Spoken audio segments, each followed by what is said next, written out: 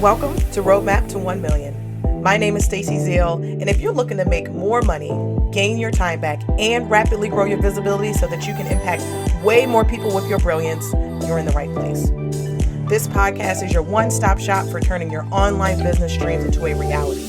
My main goal is to give women entrepreneurs just like you the marketing strategies, guidance, and expert insights you need to hit that $1 million milestone and beyond. Whether you're a coach, a consultant, or an online brand that wants to make a big impact, Roadmap to 1 Million gives you the actionable strategies and inspiration you need so that you can implement right away, no fluff, no fuss. So CEO, are you ready to buckle up and accelerate your growth? Be sure to follow the show and let's dive in. Get ready to uncover your roadmap to 1 million.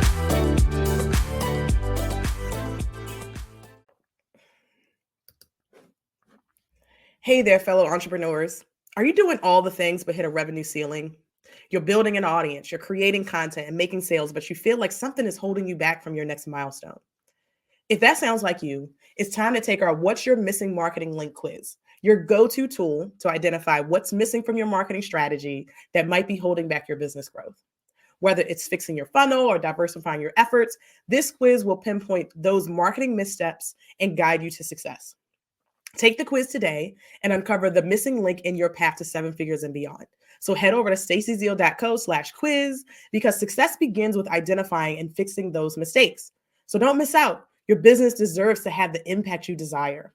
Visit staceyzeal.co/quiz. That's STACYZEAL.co/quiz to get a detailed report and the resources you need to help you grow. All right, let's jump back into the episode.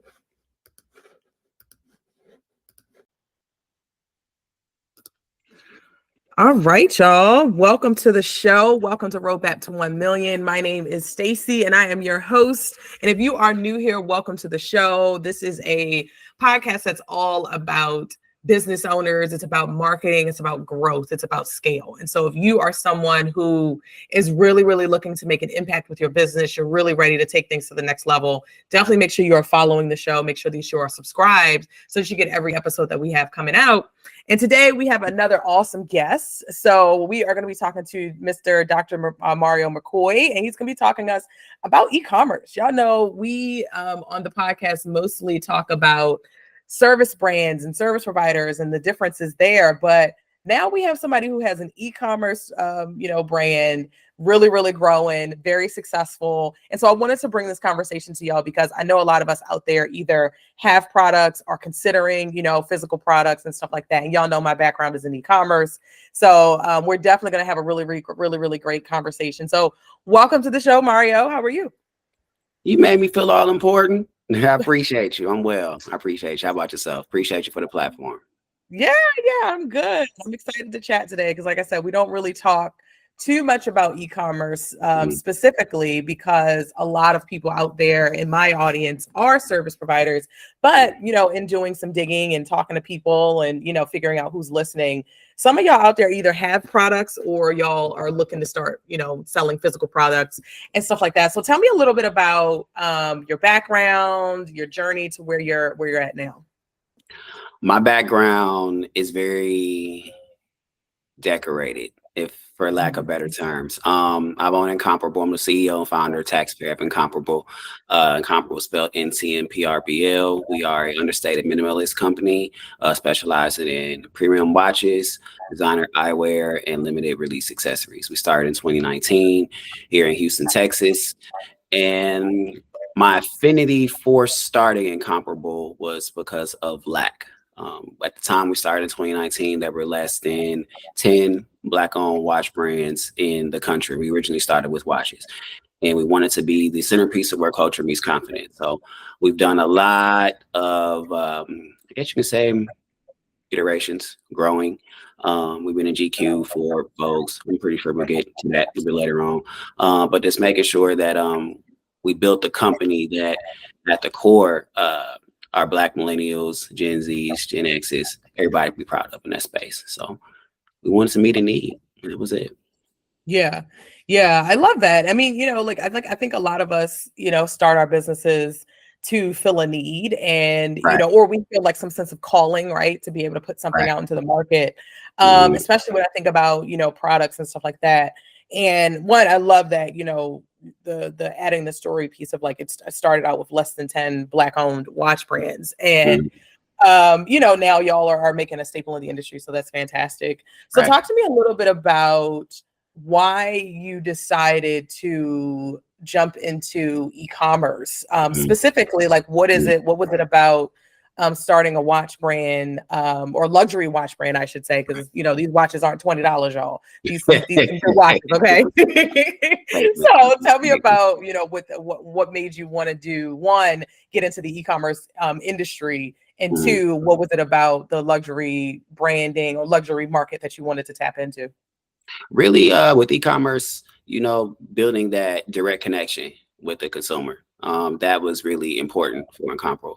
As you know, with e-commerce, it's a growing spike. We didn't have to pay for spaces in retail anymore. You don't have to pay for extra insurance if you don't want to, in case, God forbid, the retail stores or pop shops or whatever get broken into. You think about that, the extra overhead. And what if your product just sits because you run into the risk of being a newer product and people not necessarily trusting what you have, right? So we looked at those three pretty much check marks before we started Incomparable, and we wanted to build an online store experience, not necessarily just, all right, we got these watches and we're just going to sell them, right? Because when we originally started Incomparable, our watches, we're not at the price point that we have them at now. We had a particular trajectory as far as materials, relationship building, trust building with our clientele, that we wanted to make sure that they grew along with our particular watch company as expanding as well. So having that e-commerce space where it's no longer an option to not have online presence anymore. And now it's even I guess you could say expanded, advanced, like we like to say, to a space where customers like to ensure that they have everything available to them, whether it's extension insurance, especially for us at Incomparable, just different paying fors and all of that. That builds that trust. It used to just be a walk in the store. Do you have something online? Now it's, do you have an online space, because customers love convenience. So making sure we have things with free shipping and having those type of relationships, all of that stuff is prevalent, and it makes a difference when the customer's going to buy from you. Yeah. It's really interesting. Like, when you were saying it's not an option to not have an online brand anymore. And I think that that's so true, because the first things people are going to do is research, even if you are going into retail, right? Like, I think now people are definitely like, I know for myself, when I shop, like I search, if that's a new brand, I'm like searching. You can Google. You're definitely getting Google. The people want to see the reviews. They want to see, is this really trustworthy? Like when we first started, and now I'm going to cut you off. Let's make sure I forget the thought. It's more so, does my wrist turn green? Like building that trust is it's like on the back end, it's like you almost feel disrespected, because it's like I take all this time as a company, and necessarily as a person, we take all this time to ensure that we have the most advanced materials for what we sell, for what we offer into the market, and we can't be mad at the customer that may ask that question because they might have come across a particular brand or heard about a particular brand, or a friend might have had a particular experience, which goes into what you're talking about as far as, I'm going to look you up. Are they legit? Are they credible? Is everything that they sell credible? And the best place to look it up is whether on your phone, or whether on the computer, whether on the tablet or iPad, it's online. Yeah. I think, and when I think about marketing and when I teach marketing, I think, and it's definitely not a principle that I've created, but when I was coming up in marketing, this is like principle that we've kind of like, attached to, but you have to build know, like, and trust when you are thinking about your marketing, right? Like, and so people have to know that you exist, and they have to like, your brand or what you have to say or your methodology or whatever it is, but they do also have to trust that, one, the product that you're selling is going to get them the result that they're looking for, whether that is, having a really nice luxury, watch that they can wear with whatever they want to wear with. But they also have to trust that, I think that now we also in this place where we trust that the founder or the owner of the brand or the leader of the brand is aligned with the values that the customer actually has, because now it's not just, people are not just buying Pepsi because it's Pepsi. It's the conversation is not Pepsi versus Coke. It's Pepsi, it's what does Pepsi stand for? Like, who are they donating to? Are they donating to private prisons? Are they, where are they investing their dollars? And this, all of that information is so easily accessible now that people really can, look at your reviews. They can look at your website. They can look at, different, experiences people have had. There are people who are tagging you in their products and stuff like that. So tell me a little bit about how y'all are, or what is the strategy behind building trust? Like, how do you look at it as a founder of, and leader of a brand that requires a lot of trust before people are going to, part their ways? But how are you going about building that trust? Great question. When Incomparable, it's over 100,000. And don't even quote me. I might even get, beat up on it in the comments or something later. I know when we started, it was over 100,000 minimalist brands just globally, right? So we focus on having understated quality, focus on being sustainably made, making ethical products, working with our manufacturers that specialize in creating ethical products, have an ethical workplace, because like you just said, it's more than just, I like this watch, I'm gonna buy it. It's like, what do they stand for? Who are they donating to? Who are they partnering with? All those extra things, right? So before I started Incomparable, I worked in higher education and I worked in business as well. So having a similar marketing background and consumer behavior, all of that stuff you just mentioned, is super true. It's super true. We actually have a percentage of purchases that goes directly to our Incomparable Scholarship Fund. So every time somebody makes a purchase, a percentage of that just goes to that. And we donate it to underrepresented minorities, underrepresented youth that want to start their own business and or matriculate from high school to college. So we got a specific age demographic we go to, and we hold high priority for people in Houston, Texas, and in my hometown, Milwaukee, Wisconsin, because where I'm from, we're one of the most segregated cities in the country. Wow. And it's 70 states, one of the most segregated cities, and the crime rate has been absolutely atrocious, on the uptick. We've made CNN for blowing up gas stations, all that extra mess. So having a company that not only produces understated quality product, but donating to the demographic where I come from, because I'm from the inner city, Milwaukee, Wisconsin, that's really important. And I believe that that connects with people too, and that makes them feel more at ease. Like you said, the know, like, trust factor, that puts them at ease as far as, okay, I'm going to purchase and build with this company. We're able to see this company grow.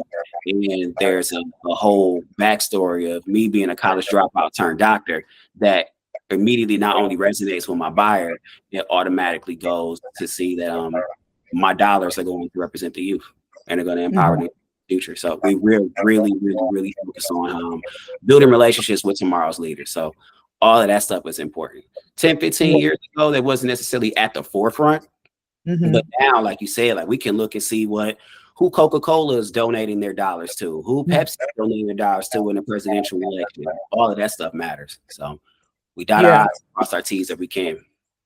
Yeah. And it sounds like, just like kind of rehashing that for the audience. It's like, one, using the dollars that you're getting in your business to make a difference for things that you care about, and sharing those things, right? Like, it's not just, let me donate to this charity or this nonprofit, like maybe we'll do a revenue share or something like that, or profit share or something like that. But it's also actually telling people about that. Like, I get the whole, like, I don't want to make it seem like I'm doing this for the notoriety or donating to this charity for the, for me, but it's important for people to know this. And I think about, like, for example, Black-owned brands in general, there's this conversation, and I'd love to get your perspective on it, about, whether you should present as a Black-owned brand, or whether you should, include in or whether you should present as a brand that is outside of just, race, or, not saying like I'm a Black-owned brand.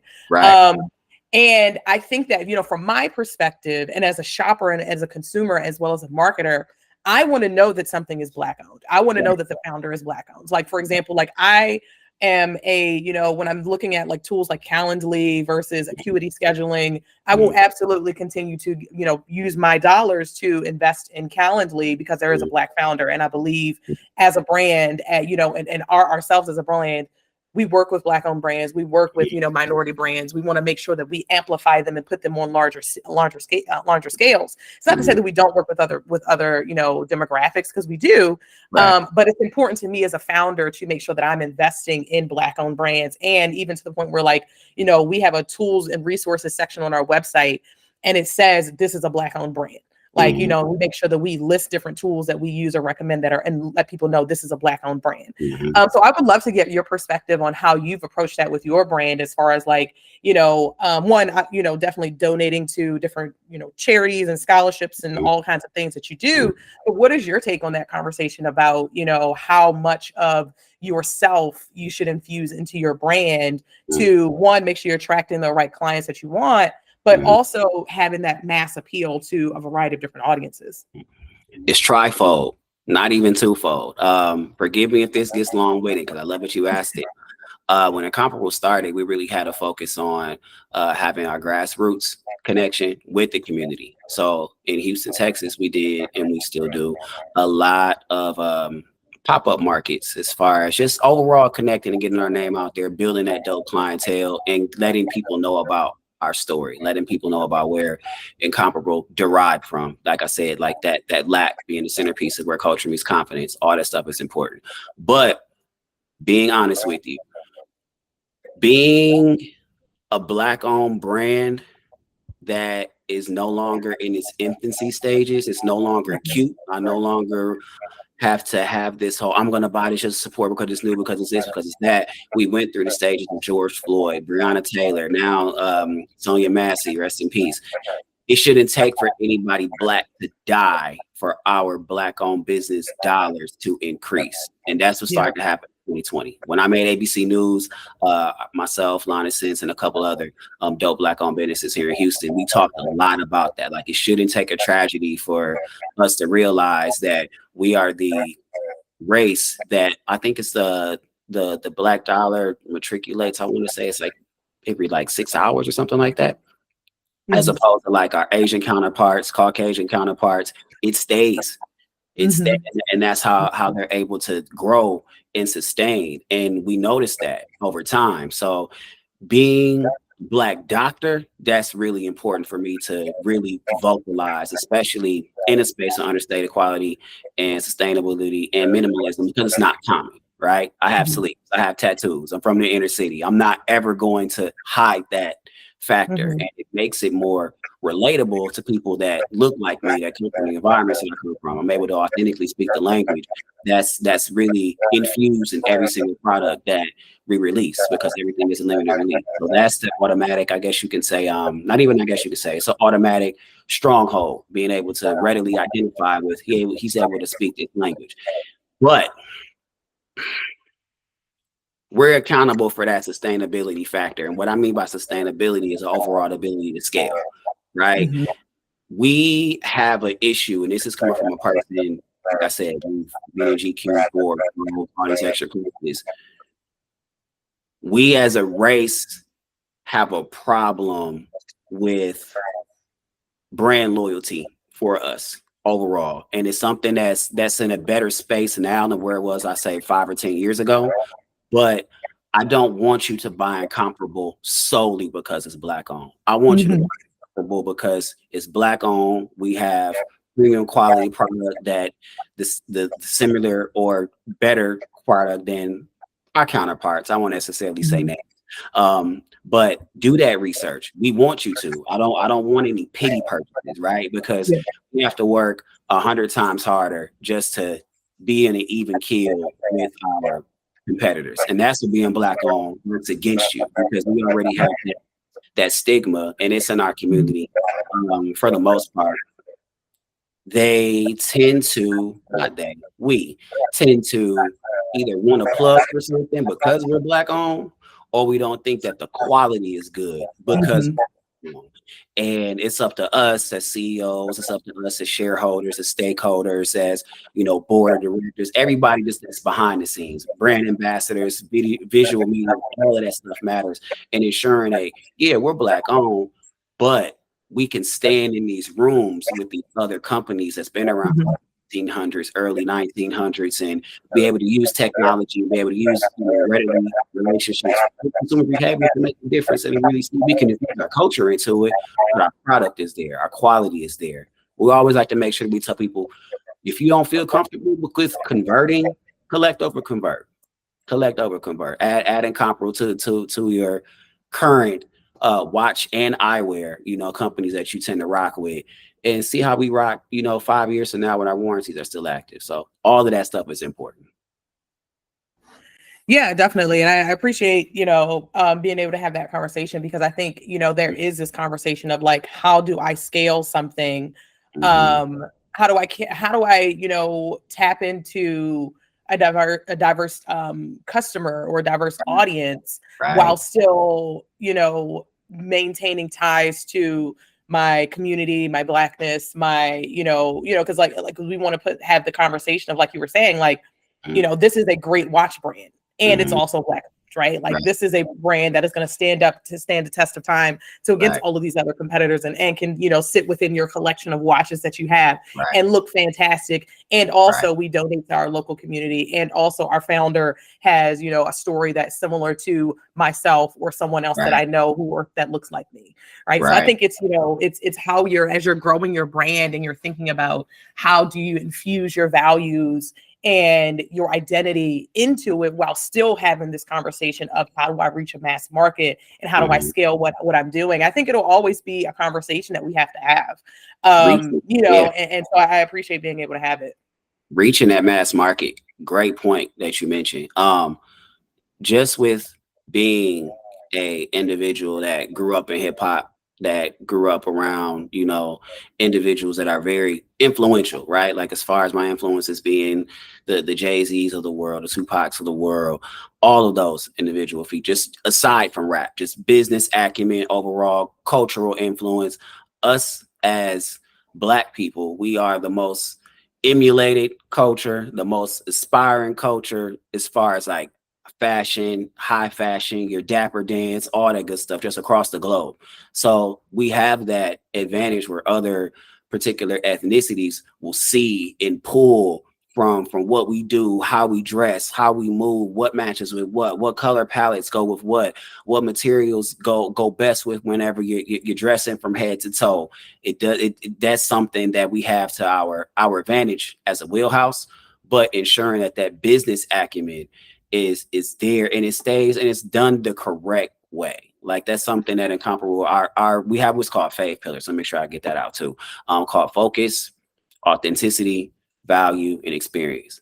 I preach that to every single one of my brand ambassadors, all my partners that I work with, and that just exudes that appealing to that market that doesn't look like us, that we welcome, because I tell people incomparable is Black owned, not Black only. We like to make sure that we spit those pillars, because that's something that's just, it's readily available in the products, readily available whenever I speak and engage, and it's readily available in our culture. It's really infused to appeal to everyone, but like you said, making sure that they know that, yeah, this is where we come from, this is who we donate to, this is why we exist. Yeah, that's definitely it's super key for sure. And I love that you have a methodology or a framework for a Right. product brand, because we typically see them, like, people who are listening to the podcast in the service-based industry, we hear that a lot. Like, we need a framework, and we talk about our frameworks that we have Yes. here. But I love to hear that there is, that you have a framework for a product-based business, and that you're able to also share that with brand ambassadors and other people who are helping to promote the brand. So tell me a little bit about what are some of your most effective marketing channels for your business, especially, like I said, these watches aren't cheap, y'all. So we are doing luxury marketing here. And so what are some of the, because I'll, just add on, like when I was working at Zappos, so people who are familiar with Zappos may know, but if you're not, like, Zappos has a lot of different verticals, like different Right. brands. Right. So there is, like, sneakerhead brand, there is like the regular Zappos brand, then we have Zappos luxury. And so that is where you're, having your Alexander McQueen's, your Jimmy Choo's, your, those kinds of brands. And so it requires a different spin on marketing, right? Like, it's not, you're not marketing a product that is, $200, $300, $400, $500, the same way you're marketing a product that's, $5, right? Like you're, with that, maybe it's an impulse buy, but with our luxury marketing, it has to be, more elevated. It has to have that, more brand identity. It has to build that trust even more. So tell me a little bit about what are some of your most effective marketing strategies for your business, for Incredible, for your watches and your glassware. Really, I use a lot of influence from a lot of my competitors, if I'm being honest with you, as far as pricing, competitor analysis, materials that we use, all of that goes into the pricing. You bring up a great point with Zappos from the luxury to the economical component as well. This is something that we use from Starbucks. We don't sell coffee, so I will say Starbucks. They tend to have a good, better, and best pricing ratio, and they want you to focus a lot on that grande price, because it's a difference between that to venti to tall, right? So we use that with our collections, we use that with our watches that we come out with, and I even go as far as Nike has a specific luxury bracket that they use as well, as far as any prices in 0 or 5, or when they're on sale they end in 9 or 8. So we use that whenever we have things that are on sale. That human psychology aspect, whenever we do have a sale, we're getting ready to end a super big one that we have right now, and I'm not doing it no more. Oh, Stacey, I ain't doing it no more. Different conversation, different day. But this particular setup, we just aim to use that for different people that aim to have a specific budget, or like you said, the luxury aspect, which is where we have like the Swiss movements, everything's 5-year warranty, but we have the sapphire glass, we're able to see everything, and some of the watch is scratch resistant, all that good stuff. So we're aiming to make sure that it's more benefit focused, especially for the economical to the mid-tier, whereas for luxury, you're combining that particular focus on the benefits with the features, because that's where the materials, and is this gonna break in about a year or two? Will this leather stretch? Is it cowhide? Is it any particular suede, whether genuine leather? Where is it made from? Italy, China, Japan, all of those things. All of those aspects play a role with our online setup and our overall product rollout too, depending on like what they're into, their interests, where they shop, where they live, all that type of aspect that plays a role. So how we market, who we market to, and how we can put Incomparable on you to complete your look and enhance your look. So it's a different aspect for each and every tier, and it's just really important to know that too, because it really gives that consumer behavior, in marketing, the consumer behavior aspect of, like you said, when somebody has more of an impulse buy, they won't spend as much. If someone's looking for something that's like a gift, or something for like a dope occasion, or if you're just looking to make a whole type of life change and add some accessories, or strip down your accessories, you want to have a minimalist statement piece, you're probably going to spend a little bit more. So making sure that we have that all the way down to the T, to age, to demographics, who shop online, where they shop online, how fast they want their things, all of that plays a role into how we talk. We having our brand personality out there, the brand positioning, all that plays a big role. Yeah, definitely. There's definitely, something to having different tiers. We actually just rolled out some different tiers to our programs as well, because of that, right? Like people, and I got it. I'll link a book that I read in the show notes about tiered pricing and stuff like that. So it was really good at helping me to kind of like, frame our pricing around this whole like, tiered model. But one of the things I want to also know and dig into a little bit is, how are you increasing your brand awareness? Like, what are some things? I know obviously probably Instagram is a big channel for y'all. Right. What other channels are big for y'all, and how are y'all really kind of like approaching, using different, channels as part of growing your business? Because a lot of times, especially with e-commerce brands, I feel like they're like, oh, I have to be on TikTok, I have to be on this channel, I have to be, on all these different places. But what would you say are the biggest drivers, drivers of brand awareness, new clients and stuff like that? Like, which channels are working for you? The common myth, I'm gonna really dig deep into this. The common myth, especially I've learned in my experience and just overall just reading books and whatnot, is that you have to be everywhere at once. Like you just mentioned, TikTok, Instagram, Even LinkedIn, Facebook. There's either subsidiary apps like Flip and We Buy Black just actually switched over from the to We Buy Black to the Explorer. So being able to know where your product will resonate the most is much more important than just being like, oh, I got to be on Instagram, or I have to be on TikTok, or I have to be on this, because your audience might not be on TikTok, they might be on LinkedIn. And it kind of piggybacks off the previous question of just knowing what their interests are, their age, demographic, where they shop, how they shop, where they live. All of those things really play a specific role. But for Incomparable specifically, we love to use Instagram. We love to use Facebook.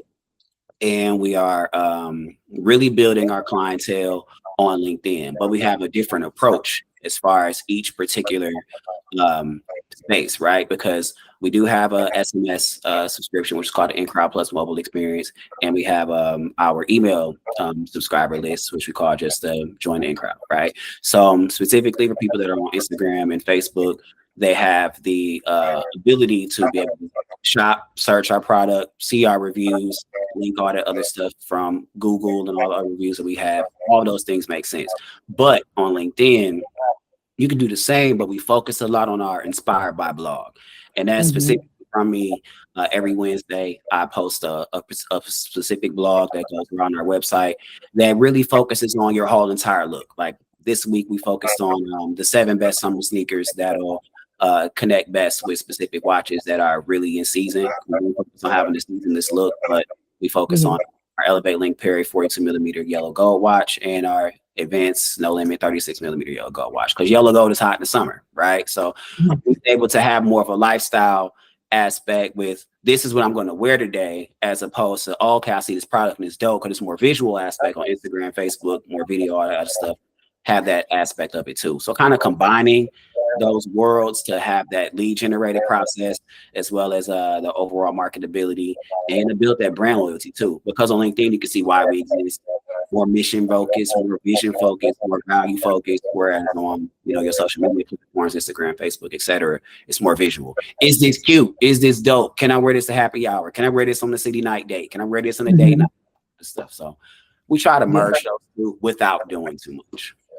Yeah, it makes sense. And so here, one of the things that I think that is so important that you said was knowing where your audience shops. Right. And, it's so like, yes, we definitely need to know demographics and, stuff like that. And that plays a little bit into like, Gen Z's more on TikTok versus what they are on Instagram or Facebook and stuff like that. So that's a piece of it. But also, where are they actually making their buying decisions is usually what I tell my clients when they're thinking about, stuff. Because I look at, TikTok, for example, because there's always this, e-commerce brands specifically, like they feel like they need to be on TikTok. They feel like they need to be on Instagram.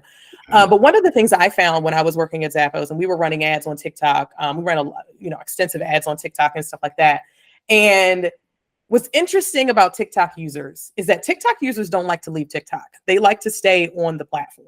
They like to be in the app and stuff like that. So when you're trying to get people to leave TikTok to go to your store and to buy something, right, that's where the challenge is. It's not growing the audience, right? Growing an audience on TikTok, there's a lot of, best practices, a lot of things that you can do to grow an audience there. But are you mobilizing that audience and are you getting them off of TikTok and getting them into your world? Because that's the goal, right? The goal with all of these marketing channels, whether it's LinkedIn, Instagram, Facebook, whatever, is to get people to interrupt people from what they're already doing, because they're not getting on the app to go and see if I find an ad for or a post for a watch brand today, right? They're getting on Instagram to be entertained. They're getting on LinkedIn to connect and build and all that kind of stuff. So, I love that you said that y'all are showing up differently on each channel. I mean, it's the same brand, same message, same kind of, goal to get people off the platform to go into, to get into your email list, your text list, to go ahead and make that purchase. But it's not just about saying, hey, all my friends are on TikTok or all my people are on TikTok and that way, and therefore I should show up there. So I think that's important. And I also think it's important, to talk about, SMS and email for e-commerce brands, right? Having those extra touch points with people, those things are really important. Using, blogging and stuff like that as an e-commerce brand is also important. I remember when I was in Zappos, we had a whole person that was dedicated to SEO for e-commerce, right? Like, so figuring out how to show up in searches and stuff like that is important. Yeah, it's needed. We focus a lot on that at the Comparable as well. It's really been a high priority for us. The SEO aspect, like you mentioned, getting people from these different platforms to incomparable.com. But if not, we make it so you're able to shop right on your TikTok, you're able to shop right on your Instagram, you're able to shop right on your, because those things are important, and that's why having those reviews over there are important as well. It builds again like that like trust factor. Okay, he has X amount of views on this watch, X amount of reviews on this watch. I need something that's, let's just say, rose gold to go with whatever it is that I'm wearing, and then you're able to build and see, okay, this is how he presents Incomparable to the world as far as the blog. He really cares about the overall look. He cares about the overall cultural aesthetic. He cares about the overall customer experience. Being able to offer extended warranties is something that another brand in his price point, or that might be a bit beneath him, don't offer. So now I feel comfortable paying XYZ amount of dollars because he's hit all of these touch points as far as how I'm going to benefit from owning this particular watch, eyewear, accessory as a shopper. And that's really important, really, for Incomparable too, to just really place ourselves in the shopper's shoes. Even with service-based business, placing yourself in the customer's shoes. What is it that they want? Because it's more of a focus on how is this going to benefit me as opposed to what you're selling. And like you mentioned too, like not wanting to come off that specific website or whatnot. Say if they buy something from TikTok and they need something else, all of a sudden that no like trust factor is there. You might go on incomparableife.com and get something the second, the third time. And like you said, the SMS and the email factor, because it's cheaper to keep her nowadays. It's like a bad relationship. It is cheaper to keep your existing, returning, repeat buyers, y'all, because these ad costs and new customer acquisitions, these NCAs are going through the roof. So having all of those things as far as automated systems, all that's important too, because that builds that brand loyalty. Let people know that you know what you're talking about. Yeah, definitely. I really do think that it definitely should be built into everybody's, strategy, whether you're an e-commerce brand or not. But reactivating past customers, it's really important to make sure that they, one, still know what you're doing, especially if you're launching new offers or new products and stuff like that, right? Like they're, the ones that you want to make sure that you hit on with them. And one of the things that I'll even say, like when we were at Zappos, like I had goals for return customers, like how much are we making on a return for existing customers versus how much are we making from new customers, or people who haven't shopped with us in 6 months, right? Like, so we had different initiatives and different campaigns that were targeting people at the different points of their journey. And so you can absolutely do that with ads, you can do that with SMS, you can do it with email, you can do it with all of the different kind of platforms that you have that were in which you've exchanged someone's contact information for you for something. And that's why it's definitely super important to talk about that. But one thing I wanted to ask about was ads. Are ads a big part of y'all strategy? And if so, like what ad platforms are you running on? Any key takeaways that you've learned from running ads? Yes, we use other than that, it's cheaper to keep her. It is cheaper to keep her, Stacey, because once they come from them ads, once they see what we able to offer them, whether it's that first time discount or whatnot, or just be able to just fall in love with us as a brand, that makes them loyal. Meta and Instagram. I've been a part of Meta's Leaders Network since 2020. And having that uptick from, like I said, the lead generated aspect, the email subscriber aspect, the SMS subscriber aspect, the conversion aspect, it's changed so much over the years. It used to be 3-tiered, hot, medium, cold. You mentioned that you were in a certain ad or a certain space, have a dope creative, you're able to build that. But now, like I said, it's really focused on customer benefit, that repeated touch point, that regurgitating that offer, that if you go on the website, you're able to go back on Facebook. People automatically, they almost expect that now. Like once, if you find me on Facebook, just any particular brand, service-based brand, e-commerce brand in general, you're going to go on a website. And if you go back on Facebook and their ad doesn't pop up, they automatically think, for the most part, either you just don't run ads or you're not high on the importance of the totem pole of doing ads. So that can turn people off. So being able to have those conversations and placing that just as a forefront, as an important investment tool is really important. With Incomparable, we used to work with a specific ad agency, and we got burned. Burned. I've heard that a lot.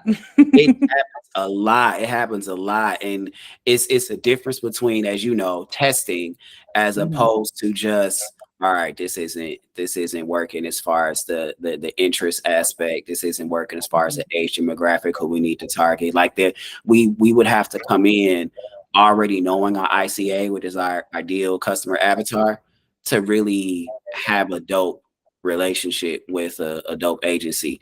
And we just learn as we learn these things on our own, like we just start doing it internally. But having that aspect is really important. Like it's really important. But we are definitely all for dope individuals like yourself who have extensive experience in Zappos and Facebook and spending 9 figures on ads and knowing what you're talking about and able to give that particular language. And I'll even give you an example just so I can give you your flowers.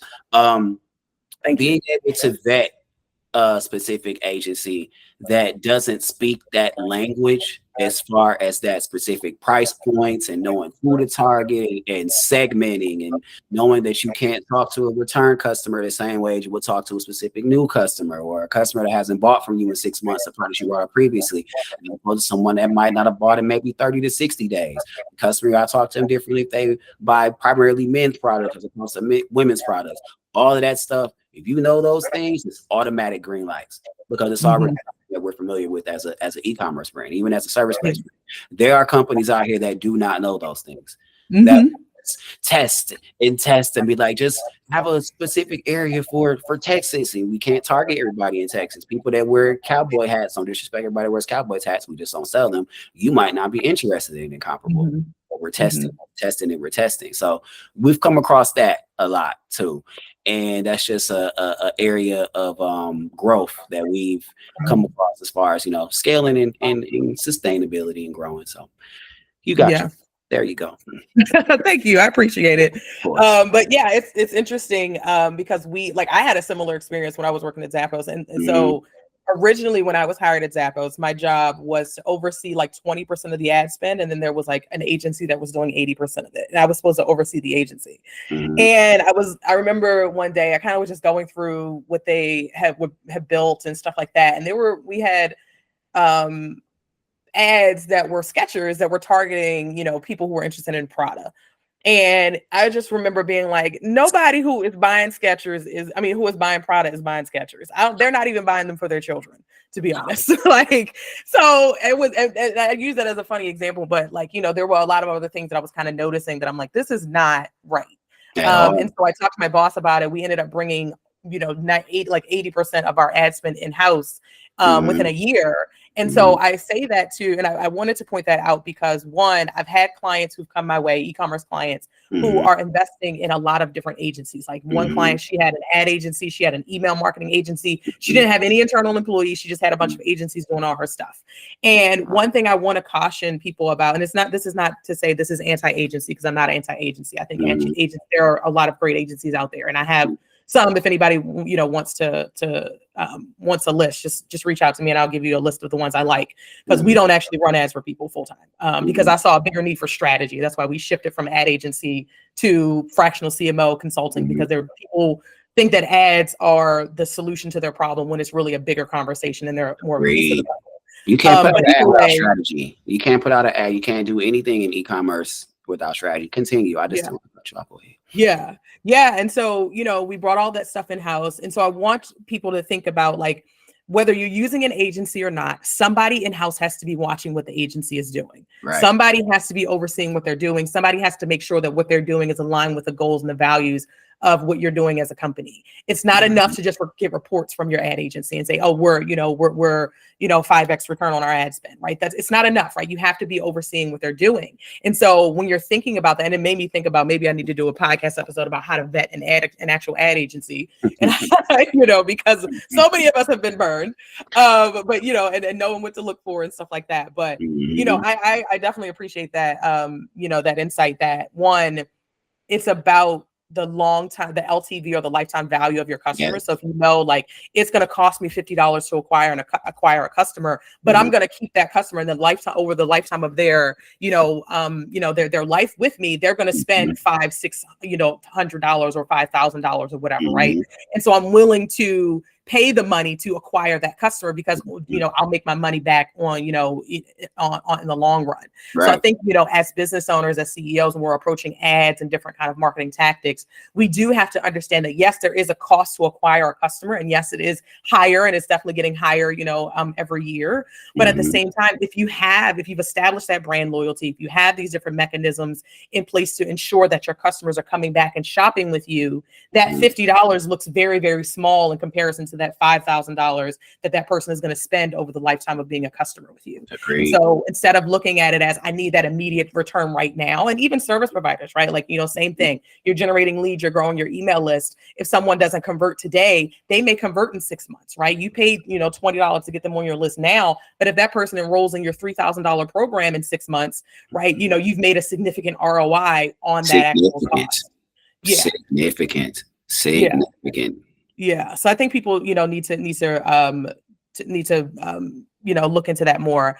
But last thing I want to ask before we get out of here is, at what point did you realize that your business was ready to scale?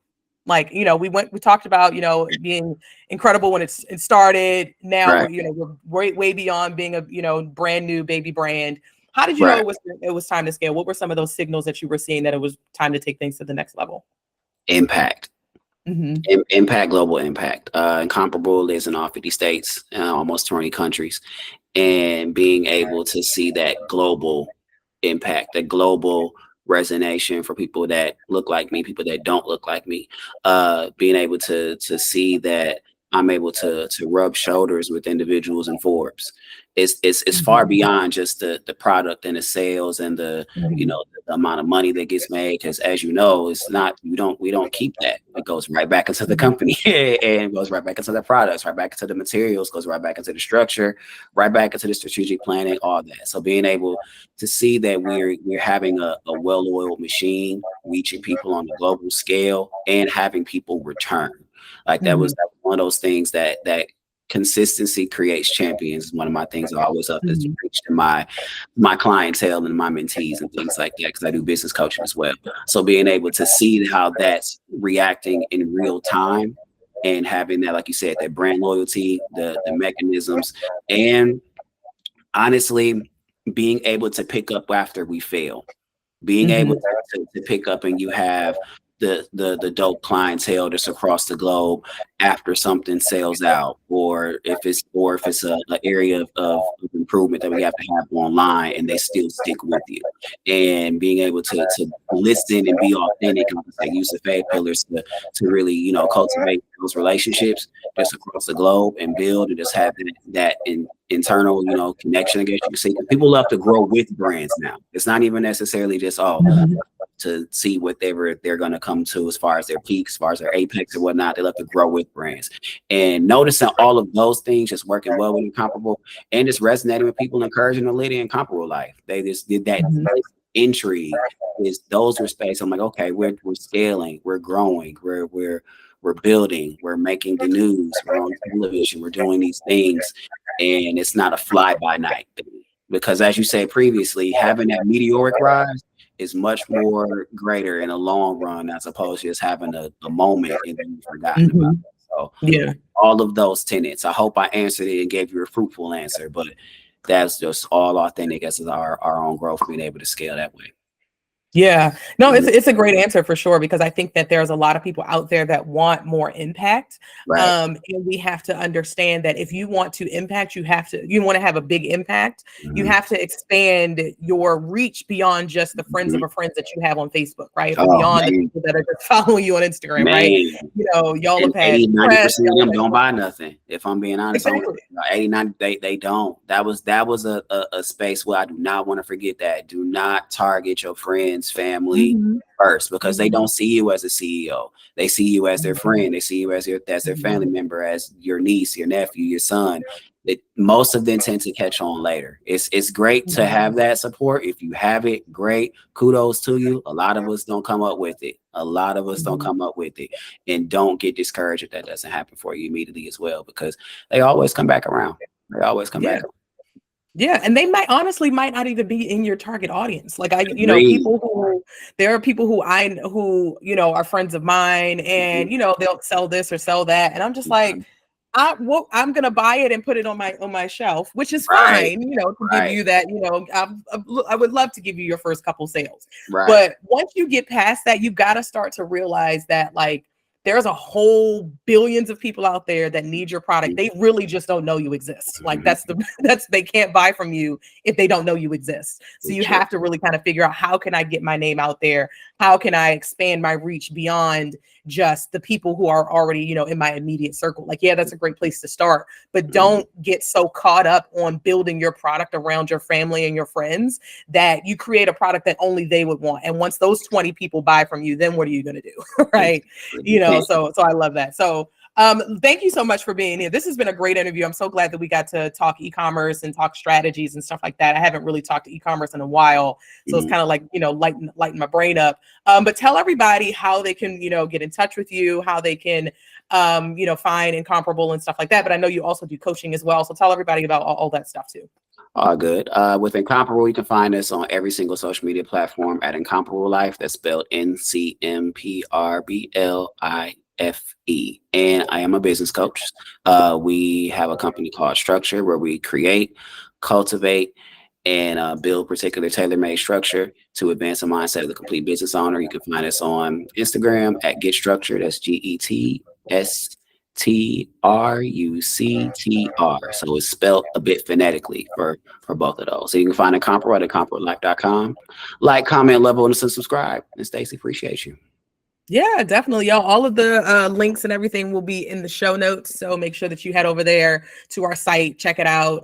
Make sure y'all are definitely checking out all of the links and everything. But yeah, if you are new here, or if you're returning, please make sure you're following the show. Make sure y'all share this with somebody, particularly any e-commerce brands out there that are grinding and growing and are really looking to hear from a founder who's done it, who's gotten the big press, and who's really, really kind of scaling his brand and taking things to the next level. So I'm excited to continue to watch the rise.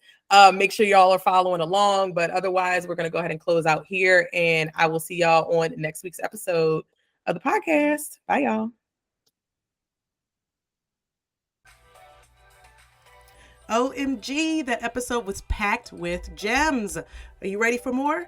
Head over to staceyzeal.co/podcast to get the show notes and to sign up to get our top 5 podcast episodes to help you streamline your marketing so you can make this your $1 million year. Head over to staceyzeal.co/podcast.